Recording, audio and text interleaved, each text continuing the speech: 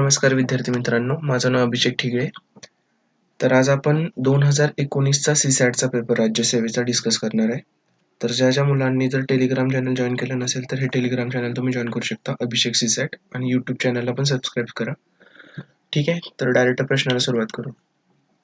पहिला प्रश्न काय होता, मी आहे असे प्रश्न घेतले, टाईप वगैरे करत नाही बसलो, म्हणजे जे काही MPSCचं जसं असेल तसंच मी स्कॅन करून घेतलेलं इथे. तर रेलगाड्यांसाठी कोकणात फक्त एकेरी मार्ग उपलब्ध आहे. ताशी 50 किलोमीटर प्रति तास इतक्या एका समान गतीने प्रवास करणाऱ्या गाडीने AX हे स्थान 100 किलोमीटर असलेल्या BY स्थानकावर पोहोचण्यासाठी सकाळी 7:40 ला सोडले. होतं काय माहितीये का, प्रश्न वाचल्यावर पहिल्यांदा सुरू कसं करायचं हा सगळ्यांना प्रश्न पडतो. ठीक आहे, तर त्यासाठी सिंपल जे पण तुम्हाला दिलेलं असतं गणित त्याला डायग्राम मध्ये किंवा मॅथमॅटिकल फॉर्मॅट मध्ये कन्वर्ट करायला बघायचं. तर म्हणजे तुम्हाला खूप सोपं होऊन जातं ते. आता इथं काय म्हटलंय, एकेरी मार्ग उपलब्ध आहे 50 किलोमीटर प्रति तास या वेगाने एक स्थानकावर, म्हणजे एक स्थानक आहे. ठीक आहे, कुठलं आहे हे, जर आपण ह्याला एक स्थानक म्हटलं आणि इथून असं पुढे गेलो आणि इथं आपलं BY स्थानक आहे त्यांनी सांगितलंय. ह्या दोघांच्यातलं अंतर किती आहे? ह्या दोघांमधलं अंतर आहे 100 किलोमीटर. आता ताशी 50 किलोमीटर वेगाने एक गाडी जाते. इकडची एक गाडी कितीनं जाते? ताशी 50 न जाते. आणि किती वाजता निघते ती? BY स्थानकावर पोहोचण्यासाठी सकाळी 7:40 एक स्थाने सोडते. म्हणजे इथून कितीला सोडलंय तिनं? 7:40 वाजता सोडलेलं आहे, बरोबर. आणि ताशी 40 किलोमीटर प्रति तास या एका समान गतीने प्रवास करणाऱ्या गाडीने BY स्थानक सोडले. कितीला 40 न प्रवास करते BY वर असणारी गाडी, आणि किती वाजता सोडले? 8:10 ला सोडले त्यांनी. 8:10 ला सोडलेलं आहे. वाहतूक नियंत्रकाच्या ही परिस्थिती सकाळी 8:40 ला लक्षात आली. या दोन गाड्यांची टक्कर टाळण्याच्या दृष्टीने निर्णय घेण्यासाठी नियंत्रकाला गणिती हिशोबाने उपलब्ध असलेला कालावधी ओळखा. टक्कर टाळायचे म्हणजे काय? इकडून एक गाडी जाते ह्या साईडला, तिकडून एक गाडी येते ह्या साईडला, ह्या दोन्ही असे इथं कुठं टक्कर करणार असतील. हे असं इकडून एक गाडी असेल आणि इकडून एक, म्हणजे टच करणार असतील. टक्कर करणार आहेत म्हणजे टच करणार आहेत. तर दोन्ही गाड्या भेटायला किती वेळ लागेल हे आपल्याला माहित पाहिजे, बरोबर. आता मग ते कसं करू शकतो आपण? रिलेटिव्ह स्पीड नावाची कन्सेप्ट वापरू शकतो. पण आपल्याला अजून एक गोष्ट माहिती आहे की नाही, रिलेटिव्ह स्पीड कधी वापरू शकतो आपण? की ज्या वेळी रिलेटिव्ह स्पीड कधी वापरू शकतो? ज्यावेळी टाइम सेम असेल ना दोन्हीकडचं, तरच. दोन्ही एकाच वेळी निघत असतील तर. पण आता ही गाडी तर किती निघाली? 8:10 ने. ही किती निघाली? 7:40 ने. म्हणजे 7:40 ते 8 वाजेपर्यंत 20 मिनिटं, आणि 8:10 ती 10 मिनिटं, 20 आणि 10 30 मिनिटं, म्हणजे अर्धा तास. ही गाडी अर्धा तास लवकर निघाली, बरोबर. ही गाडी अर्धा तास लवकर निघाली आपली. कळतं इथपर्यंत सगळ्यांना? मग आता मला सांगा, अर्धा तास लवकर निघाली म्हणजे ह्या गाडीपेक्षा अर्धा तास जास्त चालली आहे ती गाडी. मग जर ती तासाला 50 जात असेल तर अर्ध्या तासात ती किती जाईल? अर्ध्या तासात ती किती जाईल? 25 जाणार, बरोबर. कळतंय? मग जर मी इथं लाईन मारली आणि इथं लिहिलं ही अर्ध्या तासात इथं गेली गाडी, ही गाडी आहे ना अर्ध्या तासात इथे गेली, 25 किलोमीटर पार केले. म्हणजे इथं कोण आहे आता? आपली AX वाली गाडी आहे इथे, बरोबर. हे अंतर किती उरलं आता? 100 वजा 25 करायला लागेल. हे अंतर किती उरलं आपलं? 75 उरलं. आता ह्या किती वाजले असणार रे? ही गाडी जेव्हा इथं आली असेल त्यावेळी किती वाजले असणार? 8:10 झाली असतील की नाही ह्या ठिकाणी? या ठिकाणी 8:10 झाली असतील. आता बघा, दोन्ही गाड्या 8:10 एक इथं आहे, एक इथं आहे. मधलं अंतर किती आहे? मधलं अंतर 50 आहे. आणि आता रिलेटिव्ह स्पीड लावायचं आहे. काय असतं रिलेटिव्ह स्पीड? जर अपोजिट डायरेक्शनला येत असतील अशा गाड्या तर वेगाची स्पीडची बेरीज होते, बरोबर. हे का होतंय असं सांगितलंय मी तुम्हाला. ठीक आहे, एकच फॉर्म्युला आपला, म्हणजे फॉर्म्युला वापरला नाही आपण, फक्त त्याचं application speed is equal to distance upon time असेल, किंवा time is equal to distance upon speed असेल. विरुद्ध बाजूला येत आहेत म्हणजे लवकर भेटणार. ही गाडी पण प्रयत्न करते भेटायचा, ही गाडी पण प्रयत्न करते, म्हणजे त्यांना ओढ असणार, त्यामुळे भेटायचा प्रयत्न लवकर होतोय, त्यामुळे लवकर भेटलं जाईल, म्हणजे टाइम कमी असणार. मग टाइम कमी जर कधी असेल, ज्यावेळी डिनॉमिनेटर म्हणजे हा छेद जेव्हा जास्त असतो, स्पीड जेव्हा जास्त असते त्यावेळी टाइम कमी येतो. मग स्पीड जास्त कधी असते? स्पीडची बेरीज केल्यावर जास्त होते. हे सगळं मी फक्त फॉर्म्युला लक्षात ठेवायला सोपं व्हावं म्हणून करतोय. ठीक आहे, मग आता स्पीडची बेरीज होणार. मग कसं होणार? आता डिस्टन्स तर किती आहे? 75 आहे, बरोबर.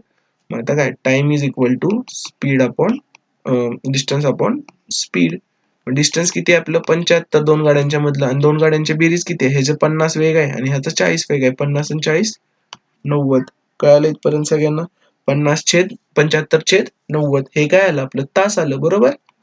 कारण हे वरचं किलोमीटर आहे, खालचं किलोमीटर प्रति तास आहे, म्हणजे हे किलोमीटर किलोमीटर कॅन्सल आणि तास वर जाऊन बसलं, म्हणजे हे तास आला. आता हे मिनिटात काढायला गेलं आपल्याला, मग तासाचं मिनिट कसं करतो आपण 60 ने गुणायचं. मग 75/90 ला जर आपण 60 ने मल्टिप्लाय केलं तर किती येतंय, शून्याला शून्य गेले बरोबर, शून्याला शून्य गेले. आता काय येणार, 3 त्रिक 9, 3 दुनी 6, 3 एके 3, 25 त्रिक 75 आणि 25 दुनी किती 50.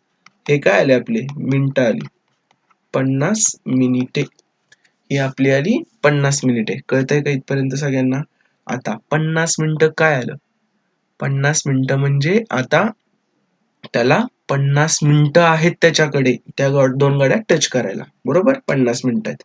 आता मला सांगा किती नंतरची 50 मिनिटं आहेत, ही 8-10 नंतरची 50 मिनिटं आहे. म्हणजे 8-10 अधिक 50 म्हणजे त्या दोन गाड्या किती वाजता धडकणार आहेत, 9 वाजता धडकणार आहेत. त्या दोन गाड्या 9 वाजता धडकणार आहेत. पण प्रश्न तो आहे का, नाहीये. प्रश्न काय आहे, जर नियंत्रकाला किती लक्षात आले, 8:40 ला ही गोष्ट लक्षात आली, तर नियंत्रकाकडे किती वेळ आहे धडक वाचवण्यासाठी, म्हणजे तो अजून त्याला किती वेळात ते कंट्रोल करता येऊ शकेल. 8:40 ला लक्षात आले की त्याला 9 वाजता गाड्या धडकणार आहेत, म्हणजे त्याकडे अजून 20 मिनिटं आहेत की त्या 20 मिनिटात तो सगळं कंट्रोल करू शकतो. कळालं. पुढचा प्रश्न. जया म्हणते, मी जर माझ्या आजपासून 6 वर्षांनी होणाऱ्या वयाची 6 पट माझ्या 7 वर्षांनी होणाऱ्या वयाच्या 7 पटीत मिळवली तर माझ्या आताच्या वयाची 14 पट मिळते. तर आतापासून 5 वर्षांनी होणारे माझे वय दाखवणारा पर्याय निवडा. आता जसा प्रश्न आला सगळ्यात पहिल्यांदा त्याला आकृतीमध्ये गणितामध्ये तयार करून घ्यायचं. असं तुम्ही नुसतं शब्द वाचत बसला की काहीच कळत नाही. मग सिंपल अशा वेळी आपण काय करतो, जयाचं आजचं वय नेहमी आपण जया पकडतो बरोबर. परत दुसरी कोण आहे आपली, फक्त जयाच आहे याच्यात, ठीक आहे, फक्त जयाच आहे, म्हणजे जयाचं आजचं वय आपण जया मिळवलं. तर जया काय म्हणते, मी जर माझ्या आजपासून 6 वर्षांनी होणाऱ्या वयाची 6 पट, 6 वर्षानंतर जयाचं वय किती होतंय, जया अधिक 6 होणार बरोबर. तर या वयाची 6 पट काय केली तिनं, माझ्या 7 वर्षांनी होणाऱ्या वयाच्या 7 पटीत मिळवली. 7 पटीत मिळवलीये कुणाच्या, 7 वर्षांनी होणाऱ्या वयाच्या, म्हणजे 7 वर्षांनी जयाचं वय जया अधिक 7 ह्याच्या 7 पटीत मिळवली, ठीक आहे, याच्या 7 पटीत मिळवली. तर काय भेटतंय, तर मला माझ्या आताच्या वयाची 14 पट भेटते. आताचं वय जय आहे, मग आताच्या वयाची 14 पट, 14 गुणिले ज. कळालं का इथपर्यंत. आता करत राहायचं, मग एक इक्वेशन एक अननोन सुटतं कधी पण कधी. मग 6 इंटू हे काय होणार, 6 ज होणार अधिक 36 होणार अधिक 7 ज होणार अधिक 49 होणार बरोबर 14 ज होणार. कळालं इथपर्यंत सगळ्यांना. आता 7 आणि 6 13 ज येणार इथे, 13 ज आणि इकडचं 14 ज, तिकडे गेल्यावर काय राहतं, फक्त ज राहिलं आणि ह्यांची बेरीज राहणार 30 47 70, 70 आणि 6 76, 76 आणि 9 85. हे झालं काय 85. कळालं इथपर्यंत. बरोबर काय येणार आपलं 14 ज. 13 ज तिकडे गेलं तर वजा होणार, मग फक्त ज राहणार, मग ज बरोबर किती आलं आपलं 85. ज बरोबर आपलं आलं 85. लगेच पर्याय 85 लिहू नका. त्यांनी काय विचारलंय, हे जयाचं आजचं वय 85 आलं, त्यांनी विचारलंय आतापासून 5 वर्षांनी होणारे माझे वय म्हणजे जयाचे वय. तर आजचं 85 असेल तर 5 वर्षांनी किती होईल, याच्यामध्ये जर आपण अधिक 5 केलं, याच्यामध्ये जर आपण अधिक 5 केलं तर किती होणार 90. 5 वर्षांनी जयाचं वय किती असेल 90 वर्ष असेल. समजतंय का. त्यामुळे ऑप्शन नंबर 4. कळालं. पुढे जा. असे प्रश्न आले तर वाचत नाही बसायचं, जसं जसं सांगितलंय तसं तसं फक्त करत राहायचं ते, ठीक आहे. आता त्यांनी काय सांगितलं बघू. आता पझलचा प्रश्न म्हणतात त्याला, ABCD KLMO हे संशोधक XYZ या 3 वेगवेगळ्या संस्थांगत काम करतात. 3 वेगवेगळ्या संस्थांमध्ये काम करतात, हे X Y आणि हे Z, ठीक आहे. त्यानंतर काय म्हटलंय, ते सौर ऊर्जा, शाश्वत विकास, शेतीच्या कामासाठी, ठीक आहे, जलसुगी या 3 क्षेत्रात काम करतात. कोणत्याही एका क्षेत्रात 2 पेक्षा कमी व 3 पेक्षा जास्त व्यक्ती काम करत नाहीत. ह्या गोष्टीचा अर्थ काय असतो सांगतो. एकूण लोक किती आहेत, 3 आणि 3 6 आणि 2 8 लोक आहेत बरोबर. एकूण लोक आहेत आपली 8 आणि त्यांनी आपल्याला सांगितलंय की की 2 पेक्षा कमी व 3 पेक्षा जास्त काम करत नाहीत कुठल्याही क्षेत्रात. म्हणजे एकूण 8 लोक आहेत तर कसं कॉम्बिनेशन होणार हे 3, 3, 2 असं कॉम्बिनेशन आहे. कुठल्या तर 2 क्षेत्रात 3-3 लोक काम करणार आणि कुठल्या तर एका क्षेत्रात 2 लोक काम करणार. हे आपल्याला समजून घेता आलं पाहिजे. ओके. कारण इथं एक काम करू शकत नाही कारण इथे एक काम केलं तर ह्याच्यात कुठल्या तर 4 येणार. पण 3 पेक्षा तर जास्त नाहीये. कळालं? तिन्हीकडे 3-3 येऊ शकत नाहीत कारण 9 जण नाहीच आहेत आपल्याकडे. समजतंय का? त्यामुळे अशा पद्धतीने करायचं. किंवा सगळीकडे 2-2 केलं तर 2 लोक शिल्लकच राहतील. कळालं का? ओके. आणि एका काम करत नाही. के हा जलसुगी संशोधन क्षेत्रात संशोधन करणाऱ्या बी बरोबर शाश्वत विकासात वाय या संस्थेत काम करतो. आता आपण काय करू? 3 संस्था पण लिहू. 3 हे पण करू. 3 वेगवेगळ्या एक्स व 3 वेगवेगळ्या संस्थांगत आणि ते 3 क्षेत्र लिहू. हा कुठला आहे? सौर क्षेत्र. हा कुठला आहे? शाश्वत क्षेत्र. आणि अजून एक कुठला आहे आपला? शेती. हे 3 आहेत. हे XYZ संस्था आहेत. ठीक आहे. के जलसुगीत म्हणजे शाश्वत मध्ये. ठीक आहे. आता त्याची नावं अशी आहेत बघा.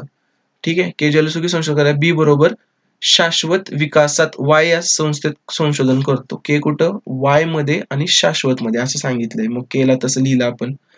ए व एम हे समान क्षेत्रात काम करतात. हे ए आणि एम आपल्याला समान आहेत हे माहित आहे. ठीक आहे. पण शाश्वत विकासात नव्हे. पण शाश्वत विकासात काम करत नाहीत. म्हणजे ही पूर्ण लाईन इथं ए आणि एम येणार नाही. शाश्वतच्या वरच्या ह्याच्यात हे पूर्ण लाईन मध्ये ए एम येणार नाही. इथपर्यंत आपल्याला कळालं. आता सी हा संशोधक झेड या संस्थेत सौर ऊर्जेत फक्त सौर ऊर्जेत करतो. ठीक आहे. सी झेड मध्ये सौर ऊर्जा असं लिहून घेतलं आपण. परत फक्त डी शाश्वत विकास संशोधन काम करण्याबरोबर काम करतो. ठीक आहे. फक्त डी शाश्वत मध्ये जे काम करतात ना त्यासोबत फक्त डी काम करतोय. कळालं? मग इथं आपण डी लिहिला. एल हा जलसुगीत संशोधन करतो.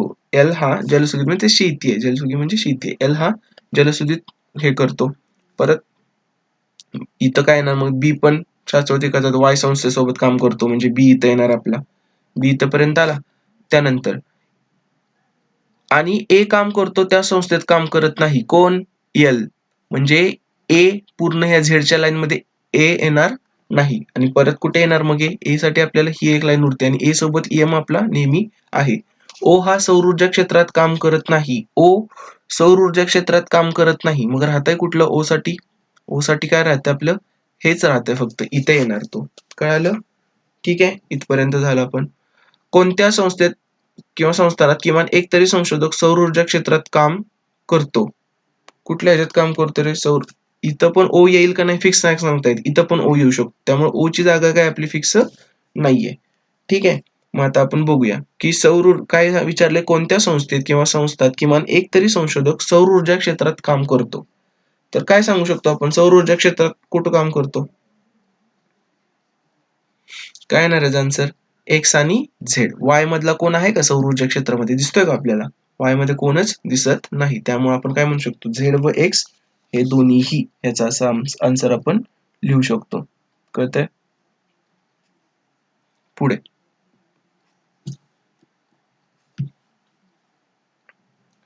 सोबतच्या आकृतीत ABCDE या वसाहती जोडणाऱ्या रस्त्यांचा नकाशा दाखवला आहे. तुमच्या निवडीच्या कोणत्याही वसाहतीपासून सुरुवात करून सातही मार्गांवरून एकदा आणि फक्त एकदाच चालावे लागेल अशा मार्गांची रचना करा. आणि जेथून सुरुवात केली तेथेच शेवट व्हावा अशी काय अपेक्षा नाहीये त्यांची. ओके. तर काय करता येईल आपल्याला हे नीट काढून घेऊ आकृती आपण. A B C D आणि इथं E आहे. तर हे अशा पद्धतीनं केले हे.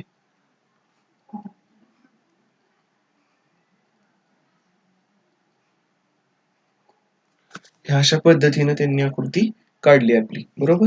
तर ह्याच्या वेळी एक गोष्ट तुम्हाला लक्षात घेता आली पाहिजे की त्यांनी काय सांगितलंय?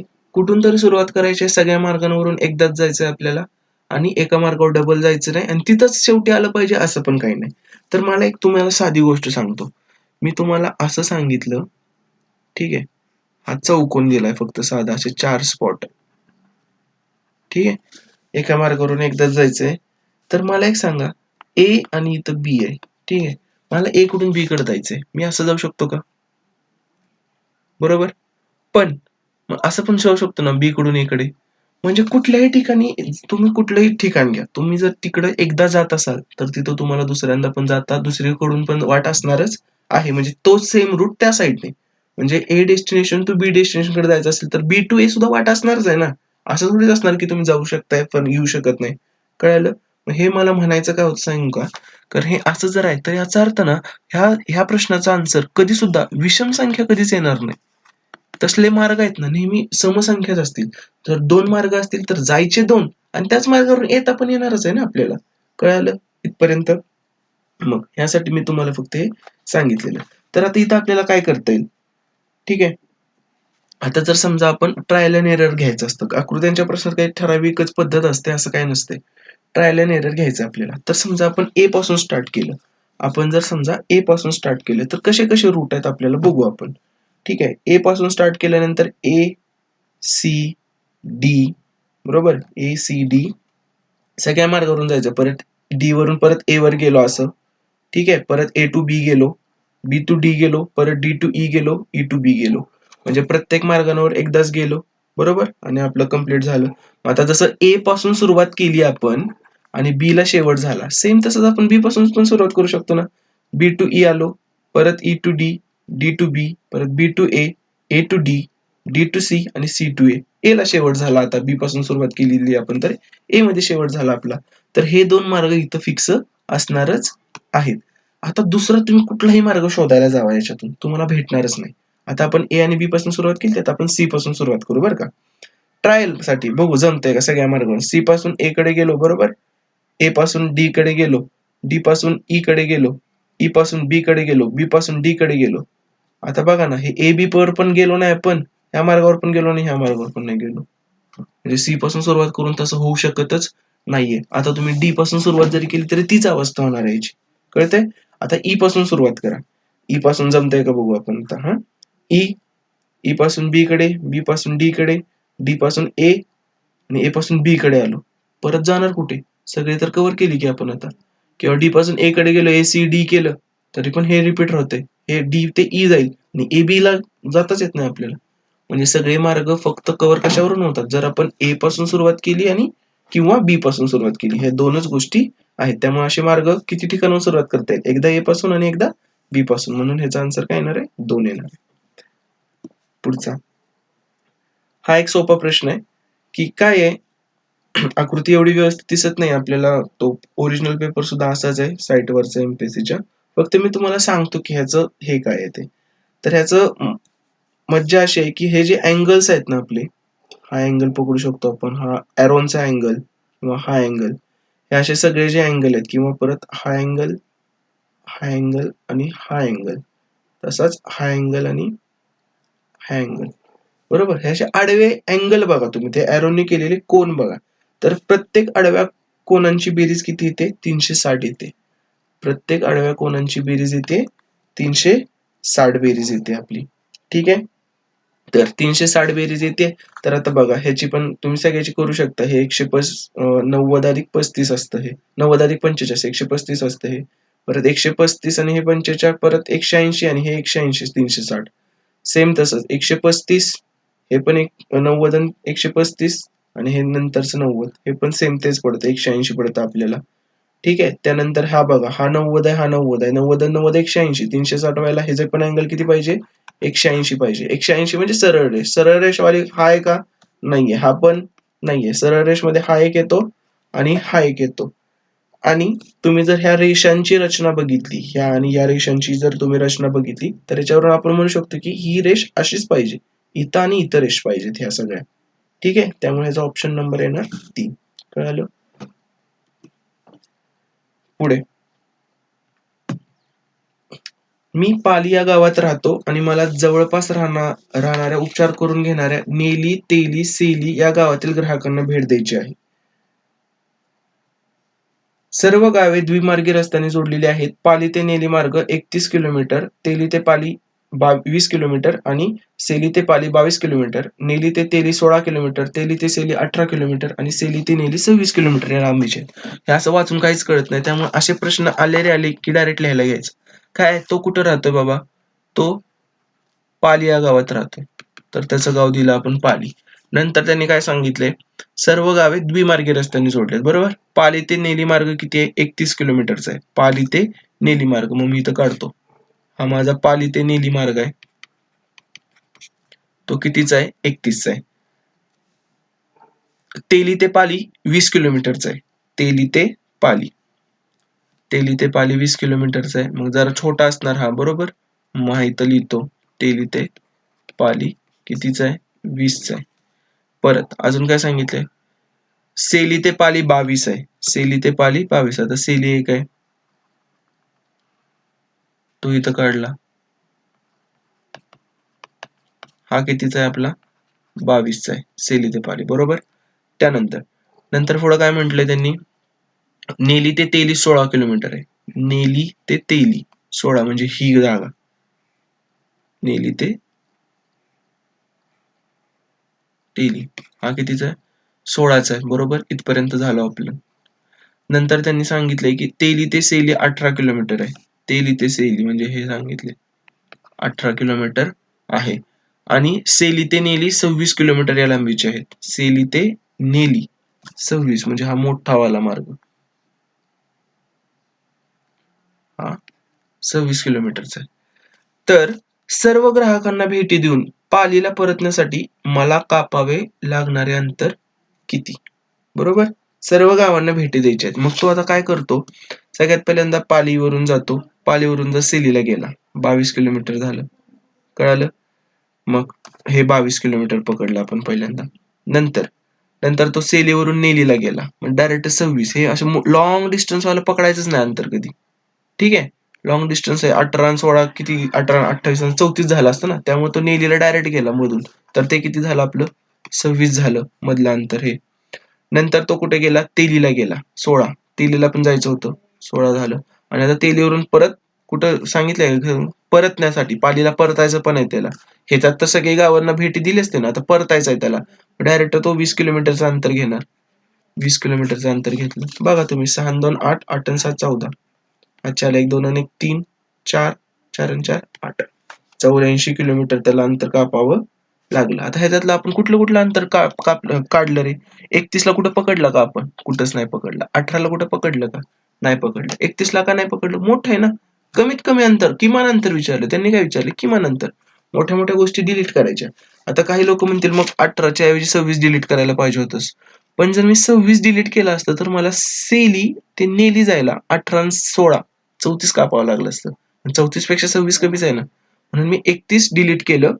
पालीवरून डायरेक्ट नेलीला आधी गेलोच नाही मी. आधी मी सेलीला गेलो. सेलीवरून नेलीला गेलो.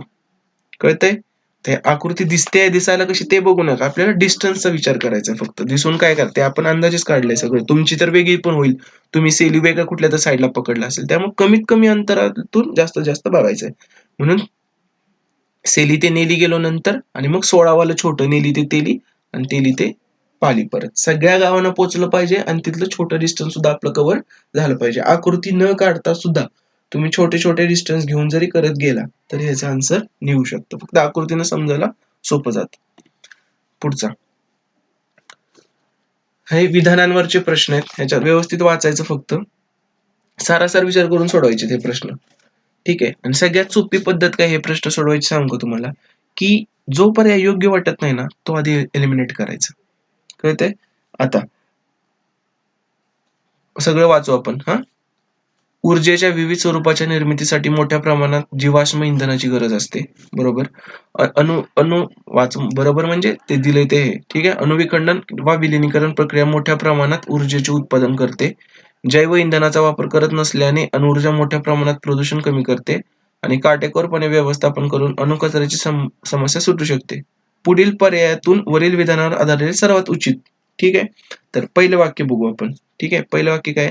जैव इंधने वापरून निर्माण केलेली ऊर्जा विविध स्वरूपाच्या प्रदूषणात भर टाकते. ओके.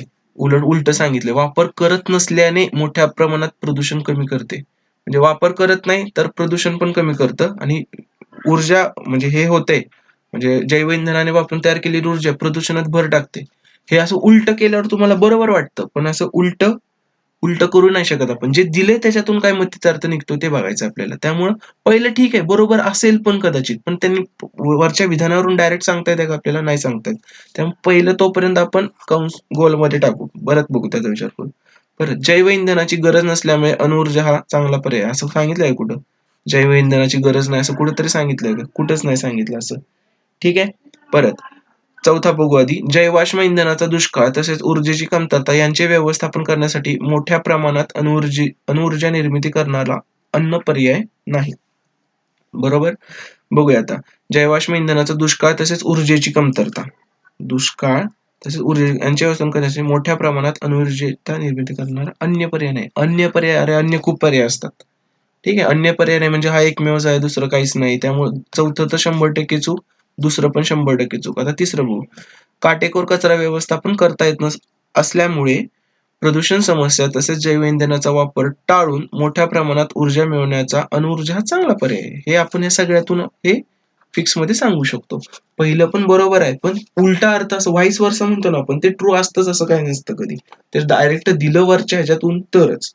म्हणजे हा हुशार नाही याचा अर्थ तो मोठा आहे असं नाही होत. तो कमी हुशार आहे असं बनवू शकतो. हे एक साधं एक्झाम्पल तुम्ही समजू शकता त्यासाठी. पुढचा. एक्सच्या ज्या किमतीसाठी एक्स स्क्वेअर भागिले 4 अधिक एक्स भागिले 2 वजा 4 या राशीचे मूल्य 0 ते 4 या दरम्यानची नैसर्गिक संख्या आहे. करून बघू आपण. पहिल्यांदा पर्याय टाकून बघायचे सरळ याच्यात. 3 जर टाकला मी याच्यात तर 3चा वर्ग भागिले 4 अधिक 3/2 वजा 4 म्हणजे हे किती येतंय? 9/4 म्हणजे 2.25 अधिक 1.5 वजा 4 2 आणि 1 3 3 आणि पावणे 4 आणि हे म्हणजे वजा 0.25 येणार. आहे का रे? सकाळीच लेक्चर झालंय आपलं. वजा 0.25. नैसर्गिक संख्या आहे का वजा 0.25? बिलकुल नाहीये. त्यामुळे 3 येणार नाही. आता 4 घेऊन बघू. 4चा वर्ग भागिले 4 अधिक 4/2 वजा 4 किती येतंय? 16/4 म्हणजे किती आलं?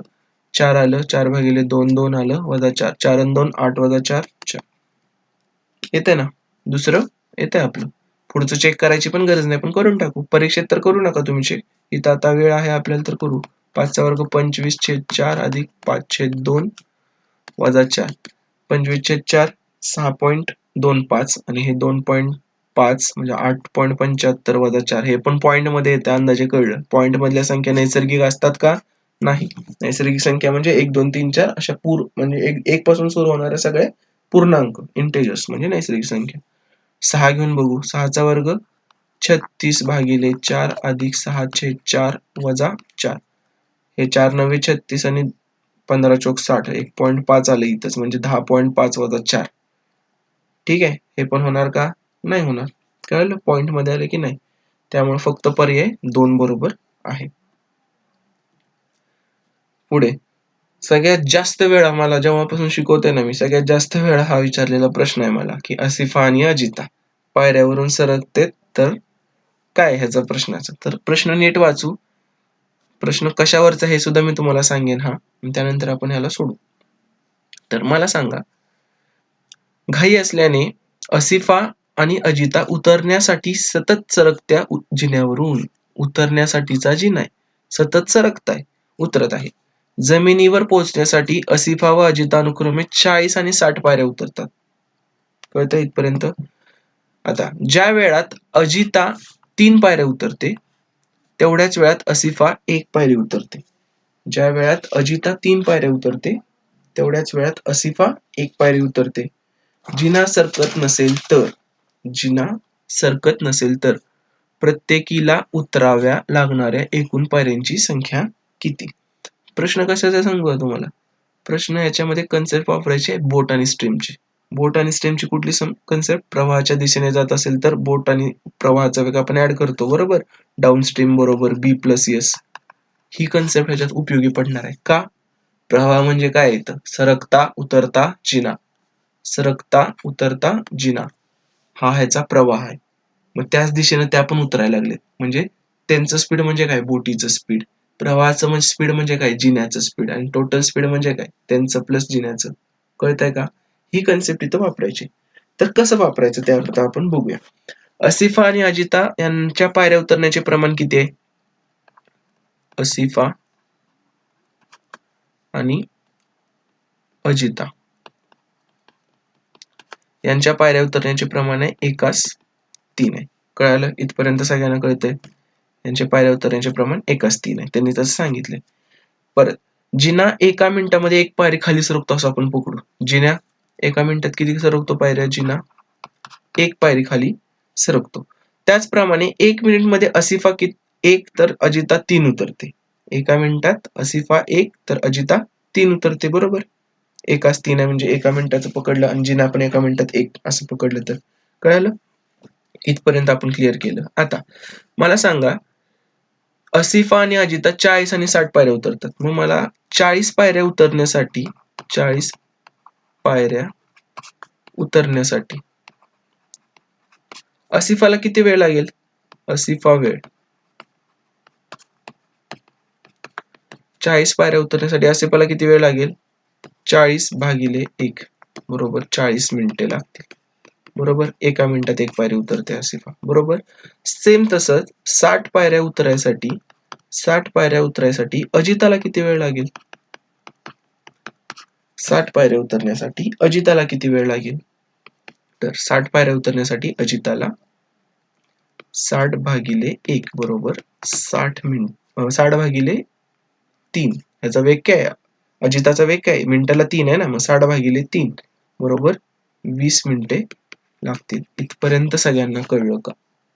पहिल्यांदा आसिफा आणि अजिताचा स्पीडचा रेशो 1:3 आहे. 40 पायऱ्या उतरायला 40/1 बरोबर 40 मिनिटं. 60 पायऱ्या उतरायला 60/3 बरोबर 20 मिनिटं. इथपर्यंत सगळ्यांना कळलं. आता जिना कसा आहे आपला? सरकता जिना आहे. मग सरकता जिना असल्यामुळे त्यांना त्याचा फायदा होणार आहे. 1 मिनिटात जिना पण सरकताय आणि त्या पण 1 पायरी उतरतायत. याचा अर्थ काय? असिफा किती उतरत असेल रे? असिफा किती उतरत असेल? बोट प्लस स्ट्रीम असिफाचं 1 आणि जिन्याचं 1 बरोबर किती झालं? 2 झालं. अजिता किती उतरत असेल रे? अजिताचं 3 प्लस जिन्याचं 1 बरोबर 4 झालं. कळालं? इथपर्यंत सगळ्यांना कळालं? कुठली कन्सेप्ट वापरली? Downstream is equal to boat plus stream. परत आता एकूण पायऱ्या काढायच्यात आपल्याला. एकूण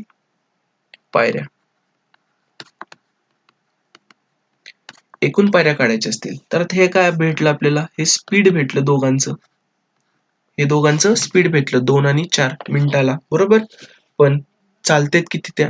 40 मिनिटं आणि 20 मिनिटं. मग डिस्टन्स बरोबर काय असतं? डिस्टन्स बरोबर स्पीड इंटू टाइम असतं. बरोबर? आपल्या इथं स्पीड काय? पायऱ्या मिनिटाला किती उतरतात? टाइम काय? मिनिट आहे. डिस्टन्स म्हणजे काय? एकूण पायऱ्या असणार इथं. बरोबर? मग आता जर मी कुणाला पकडलं? असिफाला पकडलं. असिफाचं काय? स्पीड किती आहे? 2 आहे. गुणिले ती चालते किती? 40 मिनिटे म्हणजे 40 मिनिटापर्यंत पायऱ्या उतरते. तर 2 गुणिले 40 किती आलं माझं? 80 आलं.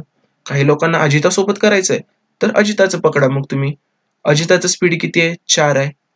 ठीक आहे? आणि चालते किती वेळ पायऱ्या उतरते ती? 20 मिनिटं. मग 4 गुणिले 20 80. कसं जरी केलं तरी आन्सर सेमच येणार आहे. म्हणजे प्रत्येकीला उतराव्या लागणाऱ्या पायऱ्या किती असणार आहेत? 80 पायऱ्या असणार आहेत. कळालं का इथपर्यंत? हे गणित. कधी कधी चढता जिना असेल आणि त्या उतरत असतील तर इथं काय करायचं तुम्ही? इथं मायनस करायचं. हे अधिक एक केलं ना ते मायनस करायचं. त्यावेळी सगळ्या कंडिशन सुद्धा वेगळ्या असतील. त्यामुळे 0 वगैरे काय येणार नाही असं. गणित त्या पद्धतीनं सेट केलं असेल. काही लोकांना हे वेगळ्या कुठल्या तर शॉर्टकटनं सुटलं असेल. पण ते चुकून जुळून आलंय याच्यात. ह्याची खरी मेथड ही आहे. इथं बोट अँड स्ट्रीमचीच कन्सेप्ट लागते. ठीक आहे? त्यामुळे जिना चढता उतरता असेल तर ते तुम्ही समजून घ्यायचं तिथे. ओके? पुढचा प्रश्न.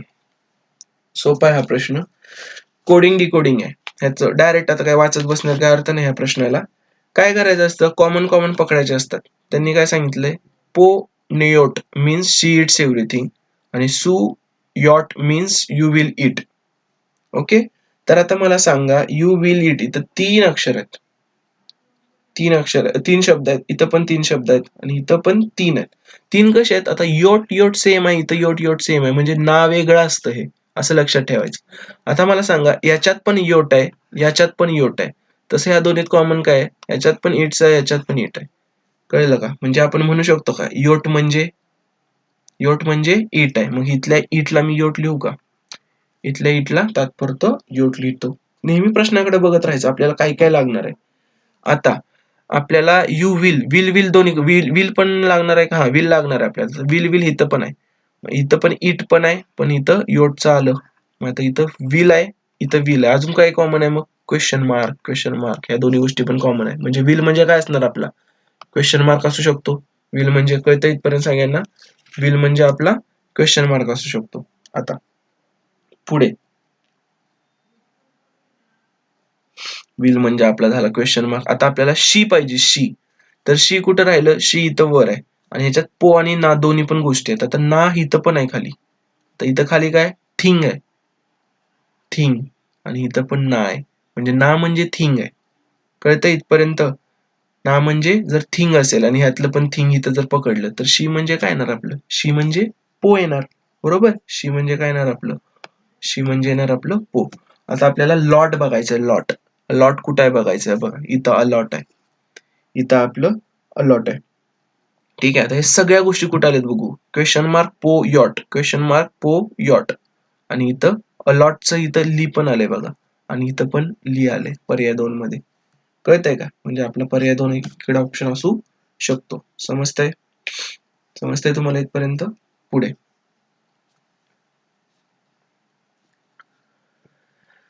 नव्या औषधावर जरी भरमसाठ प्रमाणात टिंबटिंब स्रोत खर्ची घातलेले असूनही मानवी चाचण्यात मिळालेल्या विपरीत परिणामांमुळे त्याचा विकास थांबवण्यात आला. एकेकाळी ज्याचे एक प्रकारे अनेक शारीरिक व मानसिक विकारांवर टिंबटिंब उपचार करण्यासाठी उपयुक्त म्हणून स्वागत झाले होते, ते औषध आता फक्त त्याच्या विकासकांना दिवाळे काढायला लावणारा आर्थिक पांढरा हत्ती म्हणून आठवलं जाण्याची शक्यता आहे. जरी भरमसाठ प्रमाणात कुठले स्रोत असतात? भरमसाठ प्रमाणात कुठले स्रोत आपण घालू शकतो? ठीक आहे. तर आर्थिक. इथं काय येणार? आर्थिक स्रोत. का? घातलेले असूनही म्हणजे काय अर्थ असतो असूनहीचा? मागं तर खूप भारी गोष्ट केली आपण, पण तरी पण काहीतरी चुकीचं घडलंय पुढं. मग चांगली गोष्ट कुठली? आर्थिक म्हणजे खूप पैसा खर्च जर केलाय तरीही मानवी चाचण्यात विपरीत परिणामांमुळे त्याचा विकास थांबवण्यात आला. एकेकाळी ज्याचे एक प्रकारे, मग आर्थिक कुठं कुठं आहे? हे 2 ठिकाणी आर्थिक आहे. ठीक आहे. ह्या दोन्हीपैकी एक आन्सर असेल मग. तर शारीरिक व मानसिक विकारांवर भिकार लक्षणी उपचार शब्द आहे का कधी? नाही. कुठला उपचार असतो? रामबाण उपचार करण्यासाठी उपयुक्त म्हणून स्वागत झाले होते. ते औषध आता फक्त, म्हणजे आधी चांगलंच होतं, रामबाणच होतं आधी. ते औषध आता फक्त विकासकांना दिवाळखोर बनवायला लागलेलं आहे. त्यामुळे आर्थिक आणि रामबाण असं येणार आहे. पुढचा प्रश्न. नुकत्याच पार पडलेल्या सरपंचासाठीच्या निवडणुकीत 4 उमेदवारांना एकूण 972 मते मिळाली. जिंकलेल्या व्यक्तीला मिळालेली मते त्याच्या विरोधकांपेक्षा अनुक्रमे 52, 78 आणि 102 अधिक आहेत. दिलेल्या माहितीच्या संदर्भात सत्य विधान ओळखा. तर पहिलं जो ऑप्शन आहे ना, पहिला ऑप्शन, तो तर कधी येणार नाही. तो ऑप्शन कधी येतो? जेव्हा खालचे 3 चुकीचे असतात त्यावेळी तो ऑप्शन येतो. त्यामुळे आधी खालचे 3 चेक करायचे. 4 उमेदवारांना किती मतं मिळालेत? एकूण 972. समजा आपण असं पकडू की जिंकलेल्या उमेदवाराला मतं मिळाली. मी नेहमी एक्स वाय वगैरे का पकडत नाही माहिती आहे? परत ते कन्फ्युजन होतं, कशाला एक्स पकडले आणि कशाला वाय पकडले. त्यामुळे मते आहेत तर म पकडा, वडील आहेत तर व पकडा, मुलगा आहे तर मू पकडा, आई आहे तर आ पकडा, वय वारी वदे वगैरे बऱ्याच गोष्टी तुम्हाला पकडायच्या असतात त्यावेळी अशा. तर आता उरलेल्या तिघांची मतं किती असतील? जिंकलेल्या व्यक्तीला मिळालेली मते त्याच्या विरोधकांपेक्षा अनुक्रमे 52, 78 आणि 102 अधिक आहेत. मग एकाला वजा 52 पण मिळालेलं असेल, बरोबर. दुसऱ्याला वजा 78 मिळालं असणार आणि तिसऱ्याला वजा 102 मिळालेलं असणार. कळतं इथपर्यंत? आणि जिंकलेल्याला मिळाली असणार, बरोबर. आपण 4 उमेदवारांची मतं काढली, बरोबर. एकूण किती मतं मिळाले? 972. आणि ह्या व्हेरिएबलच्या भाषेत किती मिळालेत? हे असे 4 मिळालेत. म्हणजे ह्यांची बेरीज आणि 972 ह्याला आपण इक्वेट केलं पाहिजे. मग ह्यांची बेरीज कशी करायची? 4 वेळा आहे तर त्याचं किती येणार? 4 येणार. आणि हे सगळे वजाबाजांची बेरीज करू आणि नंतर त्याला वजा चिन्ह देऊ आपण. मग 8 आणि 2 10, 10 आणि 2 12, हातचा आला 1, 7 आणि 1 8 आणि 5 13, हातचा आला 1 आणि हे 2, 232 आलं का? आणि हे चिन्ह काय असणार आहे? वजा असणार आहे. ह्यांची बेरीज येते ना करायला, वजाबाजाची बेरीज वजाच असते. ठीक आहे. नंतर 4 वजा 232 बरोबर एकूण मतं असणार किती आहेत? 972. म्हणजेच 4 बरोबर किती आलं?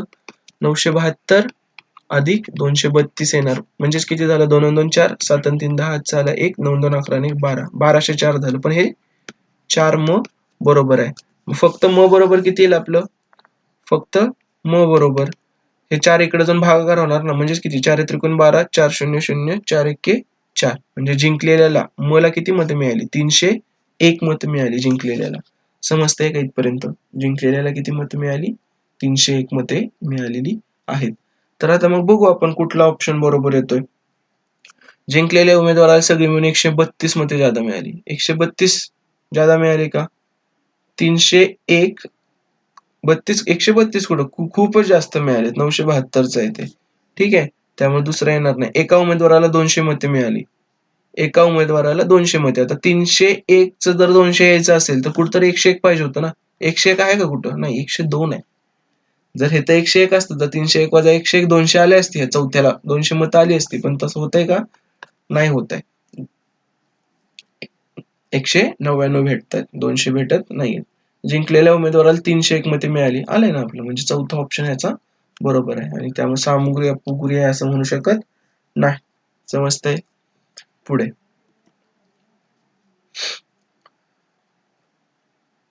64. सतेजा तिच्या 4 नातवंडांना घेऊन गाडी रपेटीला गेली आणि त्यांनी 6 चौकांना भेट दिली. त्यांनी 6 चौकांना भेट दिली. यातील प्रत्येकाला तिने रपेटी दरम्यान वापरलेल्या रस्त्यांचे नकाशे रेखाटायला सांगितले. तेव्हा त्यांनी पुढील नकाशे रेखाटले. मात्र चौकांची सापेक्ष स्थाने नेमकेपणाने दाखवली नव्हती. जर यातील फक्त 3 नकाशे योग्य तर यातील अयोग्य जोडण्या दाखवणारा नकाशा ओळखा. म्हणजे 3 मध्ये साम्य आहे आणि अयोग्य ओळखायचं. परीक्षेमध्ये हे येणं म्हणजे खूप अवघड आहे, कारण आलं तर लगेच तुम्हाला क्लिक होऊन जाईल, नाहीतर नाही होणार. त्यामुळे 1-1.5 मिनिट द्यायचा, विचार करायचा, जमलं तर ठीक, नाहीतर नाही. तर याचा आन्सर काय माहितीये का, याचा आन्सर आहे ऑप्शन नंबर 1, की हा नकाशा चुकीचा आहे. आपल्याला चुकीचा शोधायचा आहे ना, मग ह्याचा आन्सर ऑप्शन 1 आहे. तर काय 1 आहे, तर आकृती 2, 3, 4 ह्या जर तुम्ही 3 आकृत्या बघितल्या तर यामध्ये जे 4 चौक आहेत ना, 4 चौक, त्या 4 चौकांना 3 रस्ते येऊन मिळतात. आता बघा, हा एक चौक पकडला आपण, ह्याला एक रस्ता, हा दुसरा रस्ता आणि हा तिसरा रस्ता. सेम तसाच हा चौक 1 2 3, सेम तसाच हा चौक 1 2 आणि खालचा 3, सेम तसाच हा चौक 1 2 आणि हे खालचा 3. 4 चौकांना 3 रस्ते येऊन मिळतात, तर 2 चौकात 2च रस्ते येऊन भेटतात. 2 चौकात 2. आता हा बघा, ह्याच्यामध्ये 2च रस्ते आहेत, हा एक आणि हा एक, हा एक आणि हा एक. कळालं इथपर्यंत तुम्हाला? ठेवलं. आता सेम इथं 4 चौकात 3 रस्ते येऊन भेटतात. बघू आता कुठले कुठले. आता हा एक चौक जर पकडला 1 2 3, हा जर पकडला आपण तर ह्याला 2च भेटतात बघा, 1 आणि 2. परत हा पकडला, परत 3 आहेत. हा पकडला, परत 3 आहेत. ह्याला 2 आहेत आणि ह्याला 3 आहेत. 1 2 आणि हा वर इकडे गेला, इकडे गेला. म्हणजे इथं पण 4 चौक आहेत, 3 रस्ते. 2 चौक आहेत, 2 रस्ते. सेम इथं पण आहे. आणि आता सेम इकडे बघूया आपण. हा एक चौक 3 रस्त्यांवाला, हा चौक 3 रस्त्यांवाला, हा चौक 3 रस्त्यांवाला, हा चौक 3 रस्त्यांवाला, हा आणि हा 2 रस्त्यांवाला. कळालं? म्हणजे ह्या तिन्ही आकृत्यात तसं आहे. आता इथं बघू आपण. ठीक आहे, इथं बघू. या चौकाला किती भेटतात? 3 भेटतात, बरोबर. या चौकाला 3 भेटतात, या चौकाला 3 भेटतात, या चौकाला 3 भेटतात, या चौकाला 3च भेटतात, या पण चौकाला 3. म्हणजे 6च्या 6 चौकांना 3 रस्ते भेटतात. कळालं? इथं कसं आहे, या पुढच्या 3 आकृत्यांमध्ये 4 चौकात 3 रस्ते भेटतात आणि 2 चौकात जिथं 2 रस्ते भेटतात. ह्यातलं कळलं ना, सगळीकडे 3 कसं बघा ना, प्रत्येक चौकात 3 रस्ते फुटायला लागलेत. असं चेक करायचं फक्त. ठीक आहे? आणि इथं बघा, जिथं जिथं मी त्रिकोण केलेत ना, तिथं फक्त 2च रस्ते फुटतायत त्या चौकांमध्ये. कळालं? अवघड होता हा प्रश्न. आत्ता सोपा वाटतोय मी तुम्हाला सांगतोय म्हणून, तर पेपरच्या वेळी पण अवघड होता खरा. 2 समद्विभुज समलंब चौकोनी आकारांचे डेस्क जोडून सुसम षटकोनी पृष्ठाचे टेबल करून त्याभोवती 6 विद्यार्थी चर्चेसाठी बसलेले आहेत. ठीक आहे, हे दिसायला अवघड दिसतंय. समद्विभुज समलंब चौकोन, हे जास्त 2 त्याला जोडलेत, तर तो कसा असतो, तर तो असा असतो. ठीक आहे, इथून असं जोडलं आणि खाली पण त्याच्या जोडलं, तर मग ते जोडण्यापेक्षा मी डायरेक्ट काढतो ते. हे असे 2 जोडलेत, वाटल्यास ही डॉट लाईन टाकतो. हे झाले का चौकोन? हे चौकोन असे एकमेकांना जोडून षटकोन तयार केला असं त्यांना म्हणायचंय. तर बघू आपण आता त्यांनी काय सांगितलंय. 6 विद्यार्थी बसलेत, प्रत्येक जण टेबलाच्या फक्त एका बाजूला बसलाय. म्हणजे ह्या बाजूंवर बसलेत सगळे, ह्या कोनांवर नाहीत बसले, बाजूंवर बसले. आता काय सांगितलं त्यांनी, कामिला ही आर्या व पिनाक यांच्या दरम्यान बसली आहे. कामिला जर मी इथं वर पकडलं, कुठेही पकडू शकता तुम्ही, कामिला जर इथं पकडलं, आर्या व पिनाक यांच्या दरम्यान बसली आहे. आर्या आणि पिनाक यांच्या दरम्यान बसली आहे. ठीक आहे. कशी बसली आहे, काय बसली आहे, याचा अर्थ तसा घेऊ शकत नाही आपण. यांच्या दरम्यान म्हटलंय त्यांनी. ठीक आहे. यांच्या दरम्यान. दरम्यान म्हणजे काय, लगेच आर्या इथं पाहिजे आणि पिनाक इथं पाहिजे असं काही नाही. हे षटकोन असल्यामुळे ते तर कुठं पण येऊ शकतं. ठीक आहे. बकुहा ही इनीच्या डावीकडून दुसऱ्या स्थानी बसला आहे. बकुहा. ठीक आहे. मग बकुहा इनीच्या डावीकडे दुसऱ्या स्थानी. समजा बकुहा कुठं पण पकडू आपण सध्या. तात्पुरता जर मी इथं पकडलं, तात्पुरता मी बकू हा इनीच्या डावीकडून दुसऱ्या स्थानावर, इनीच्या डावीकडून दुसऱ्या स्थानावर असं पकडलं मी, अंदाजे चुकू पण शकते. पझल्स आहे हे, ट्रायल अँड एरर करून सोडवायचं असतं. नानू हा पिनाकच्या उजवीकडून दुसऱ्या स्थानावर बसलाय. नानू कुठं बसलाय, पिनाकच्या उजवीकडे दुसरा. कुठली जागा आहे, आता एकच जागा आहे. नानू इथं बसला असेल आणि पिनाक इथं बसला असेल. ठीक आहे. पिनाकच्या उजवीकडे दुसऱ्या स्थानी 1 आणि 2 उजवीकडे दुसऱ्या स्थानी बसलाय. आर्या कामिलाच्या शेजारी बसलेली नाही. एकच जागा उरली आर्या, इथे आली आर्या. आता हे आपलं बहुतेक जुळूनच आलं, हे डायरेक्ट असं जुळून आलं, पण हे जुळून नसतं आलं. जर बकू आणि वेगवेगळे ठेवले असते तर आर्या कुठं तर कमिलाच्या शेजारी जागा भेटली असती, मग परत रफ करायला लागले असते. हे चुकून अंदाजे जुळून आलंय आपलं. ठीक आहे. तुम्ही वेगळ्या प्रकारे केलं असेल तर ते तुम्हाला करायला लागलं असतं नंतर. ह्या सगळ्यात एकच महत्वाची गोष्ट आहे. ती महत्वाची गोष्ट कुठली माहिती आहे, दरम्यान जो शब्द आहे ना, दरम्यान, ह्या दरम्यानचा अर्थ काय मध्येच असला पाहिजे असं काही नाही. ठीक आहे. तिथं इंग्लिश जर तुम्ही वाचलं ना, इन बिटवीन लिहिलं, इन बिटवीनचा अर्थ दरम्यान असतो. आणि इन बिटवीन म्हणजे त्यांच्यामध्ये कुठेतरी. आता बघा ना, कुठं कोणाच्या होतं ते दरम्यान बसले, आर्या व पिनाकच्या. आर्या आणि पिनाक इकडून मोजा, कुठे तर मध्येच आहे ना. कुठली पण गोष्ट कोणाच्या तर मध्येच असते याच्यामध्ये. ठीक आहे. हा अजून भारी बनला असता प्रश्न, पण त्यांनी एवढा काय खास बनवला नाही हा प्रश्न. ठीक आहे. कारण पझल खूप भारी भारी बनवू शकतात. तर आर्याच्या समोरच्या बाजूला बसलेली व्यक्ती दर्शवणारा. आर्याच्या समोर कोण बसले, कामिला बसले आर्याच्या समोर. ठीक आहे. आर्याच्या समोर कामिला. पुढे नातेसंबंध. $A चा अर्थ आहे की ए हा बी चा भाऊ आहे. म्हणजे डॉलर म्हणजे काय झाला, भाऊ. हे डायरेक्ट लिहून घ्यायचं चिन्ह, म्हणजे करायला सोपं जातं नंतर. परत @ म्हणजे काय, ए ही बायको झाली. @चा अर्थ आहे बायको. परत हॅशचा अर्थ काय झाला, हॅश बी चा अर्थ ए ही बी ची मुलगी आहे. म्हणजे हॅश म्हणजे काय झालं, मुलगी आहे. आणि A*B चा अर्थ काय झाला, स्टारचा अर्थ ए हे बी चे वडील आहेत. म्हणजे स्टार म्हणजे काय झाले, आपले वडील आहेत. तर WTQ ही भावंडे असल्याचे दर्शवणारी नातेसाखळी ओळखा असं सांगितलं. तर करत राहायला लागतं हे सगळं. ठीक आहे. कसं करत राहायचं, P@Q म्हणजे पी बायको आहे कोणाची, क्यूची. मग पी आणि आपल्याला साइन कन्व्हेन्शन इथं सांगून देतो, हे म्हणजे स्त्री असतं, सर्कल केला म्हणजे. चौकोन केला म्हणजे पुरुष असतं. आणि मध्ये अधिक चिन्ह दिलं म्हणजे ते जोडपं असतं. आणि डॅश वगैरे मारलं तर ती भावंड असतात. ठीक आहे. आणि उभा डॅश मारला तर ती जनरेशन चेंज होते. एवढं. हे तुमच्या पद्धतीने तुम्हाला जे माहित असतील ते तुम्ही यूज करू शकता. आता काय सांगितलंय, P@Q म्हणजे पी बायको आहे कोणाची, क्यूची. म्हणजे क्यू कोण झाला, लगेच नवरा झाला. आता $Q म्हणजे क्यू भाऊ आहे डब्ल्यूचा, क्यू भाऊ आहे डब्ल्यूचा. आता डब्ल्यू कोण आहे माहित नाही, तोपर्यंत डब्ल्यूला काय द्यायचं नाही चिन्ह. परत डब्ल्यू स्टार टी, डब्ल्यू वडील आहेत कोणाचे, टीचे. आणि परत टी हॅश, टी मुलगी आहे कोणाची, यूची. टी मुलगी आहे यूची. ह्या अशा पद्धतीनं आपलं होणार. आणि हे ह्याला मी सांगितलं नसेल तरी स्त्री काय केलंय, कारण हा नवरा आहे आणि हा ह्याचा वडील आहे टीचा, म्हणजे ही त्याची बायकोच असणार म्हणून स्त्री केलं. पण जोपर्यंत जेंडर देत नाही तोपर्यंत द्यायचं नाही. नवरा बायकोच्या वेळी चालेल, पण नेहमी जनरली काय होतं, ए हा बी चा भाऊ आहे असं म्हटलं की बीला पण भाऊ करतो, बी बहीण पण असू शकते. कळतंय का.